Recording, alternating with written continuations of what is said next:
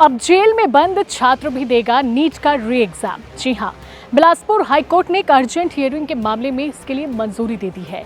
दरअसल रायपुर के खमतराई थाना क्षेत्र में दर्ज एक आपराधिक मामले में छात्र वर्तमान में रायपुर सेंट्रल जेल में बंद है।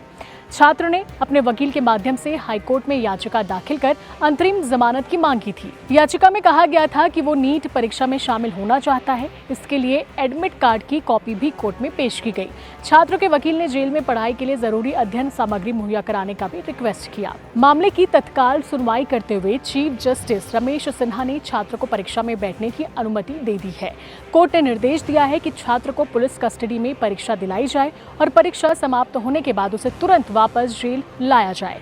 साथ ही जेल प्रशासन को निर्देश दिए गए हैं कि जेल नियमों के अनुसार छात्र को आवश्यक अध्ययन सामग्री भी मुहैया कराई जाए ताकि वो परीक्षा की तैयारी अच्छे से कर सके। बता दें कि पेपर लीक होने के बाद 21 जून को फिर से नीट का एग्जाम होने जा रहा है। इस बार सुरक्षा के पुख्ता इंतजाम कर लिए गए हैं।